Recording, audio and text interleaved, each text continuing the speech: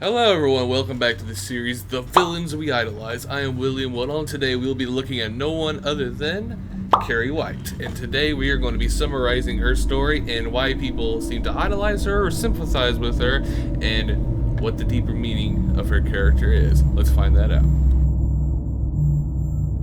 So before we go into the details of why we sympathize and idolize Carrie White, we have to go to the beginning of her story. In the beginning of the film, we see Carrie White playing ball with the other girls at the school and coming to notice she's not the favorite around.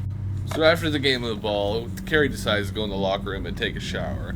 And while she's enjoying this silent time to herself, she begins to have a shocking revelation that she has had her first period.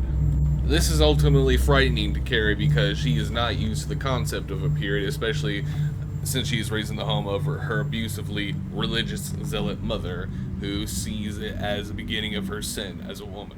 While Carrie freaks out, she tries to clean herself, but the other girls in the locker room mock her, and it wasn't until Mrs. Collins, the coach, actually comes in to help her snap some sense into her. But during Carrie's freak out, one of the lights in the bathroom explode, and this is the part where we actually get to see Carrie's powers come into play. Afterwards, she meets with the principal and hopes she can get to go home early that day over the whole shocking revelation, but he keeps mispronouncing her name, and this is the part where we actually get to see Carrie's emotions get the best of her and her powers actually get to pop out.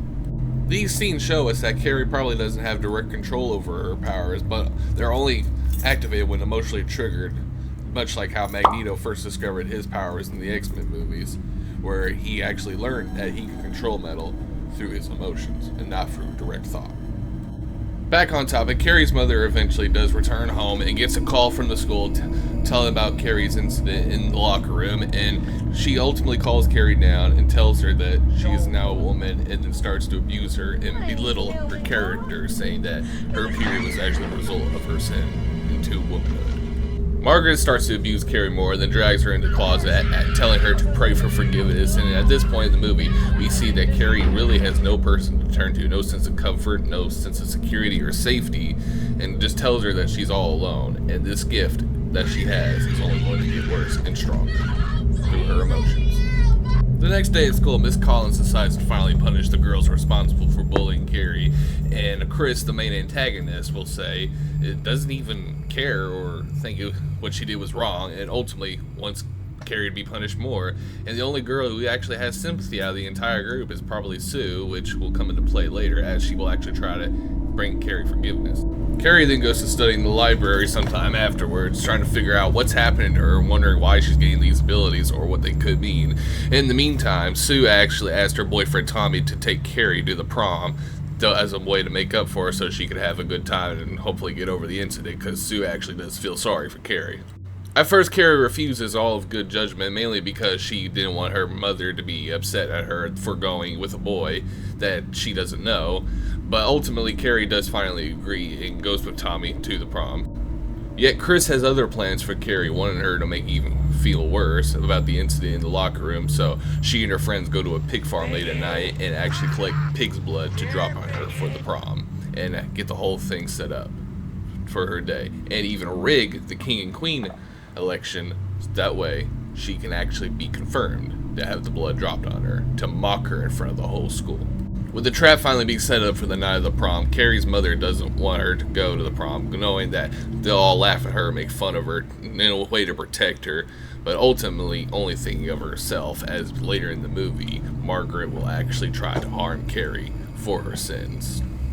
So Tommy finally arrives and picks up Carrie, and they go to the prom together and actually have a swell time. And this is an important part of the story because for the first time, Carrie is actually shown compassion and actual love and care from Tommy, and just being a normal in the environment, actually have someone look out for her and stand up for her just makes her feel really well, and it will all come crashing down at the big reveal of the blood.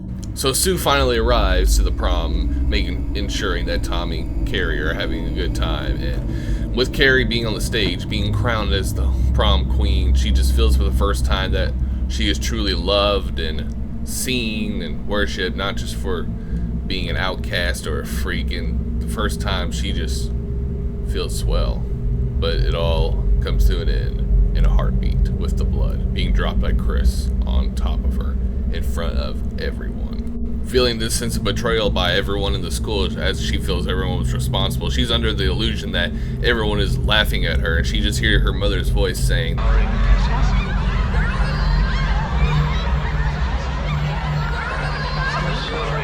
and Carrie's emotions finally get the best of her. The one time she finally feels accepted, she thinks it was all a trick, and so she lets her emotions get the best of her and uses her power to punish everyone there who ever mocked, neglected, and hated her.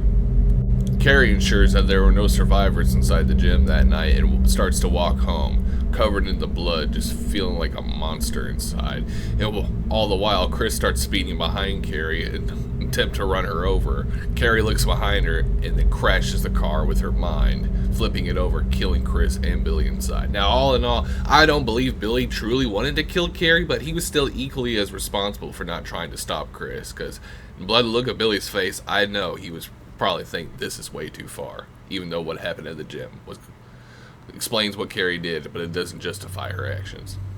Carrie does eventually make it home on foot, getting into her bath, cleaning herself, trying to get all the blood off of her, hoping she can forget what happened moments ago.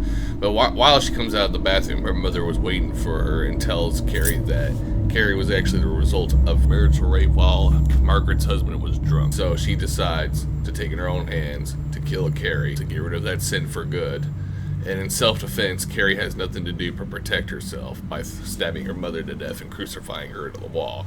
And this is an important part of the story, as Carrie really had no one to turn to, not even her mother, but still, Margaret was still Carrie's mother, and Carrie still had emotional attachments to her mother and everything, but knowing that not even her own mother was safe to be around anymore, even through the physical abuse, going down to be murdered by Margaret, Carrie just knew she had nowhere else to go. And for some odd reason, after her mother's death, the whole house seems to start collapsing, possibly as a result from Carrie's or Margaret's sins combined, or just some otherworldly reason that we are unsure of, because the movie never directly explains it. And while the whole house is collapsing, Carrie takes her mother's body into the praying closet with her and just stares at the crucifix of Jesus Christ inside the closet, and ultimately get buried alive within the rubble of the house collapsing on top of them. Then it cuts to Sue recovering from her injuries in bed, being the sole survivor of Carrie's rampage that night in the gymnasium. And she starts to have a dream where she actually goes to Carrie's house and places flowers where the cross was, possibly as a way just to show respect to Carrie. But an arm comes out of the ground, grabbing Sue in the dream.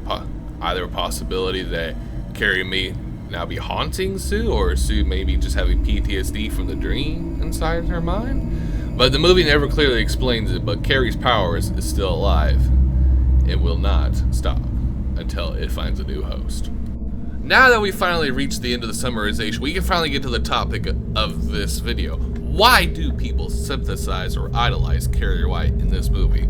Well, for starters off, Carrie White was a young girl, possibly in her 15 to 16 age range, and suffered lots of bullying, so lots of people can relate to Carrie, seeing themselves in her as a result from bullying, trauma, abusive, broken homes. I myself came from an abusive, broken home, but I didn't have Carrie's powers to say what else, and sometimes I wish I did, but letting your emotions get the control of you is what brought Carrie to her eventual downfall.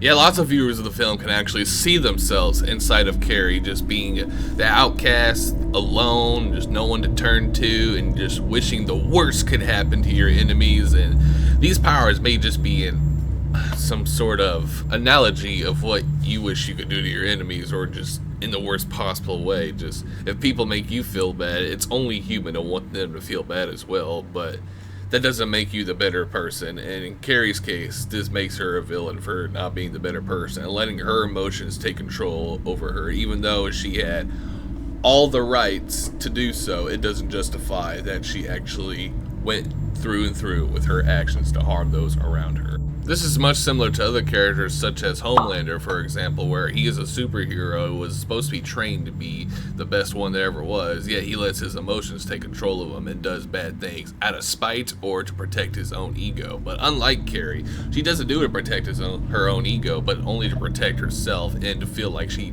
has to rightfully punish those who were mean, neglected, and abused her But people still seem to synthesize and idolize Carrie White because in the long run they might just deep down see themselves in Carrie, like in a similar situation, just what society can do to people. And Carrie is only different because of her gift, and yet that's not even the reason why she was being bullied, but she uses her gift to her full power to finally get her justification towards herself.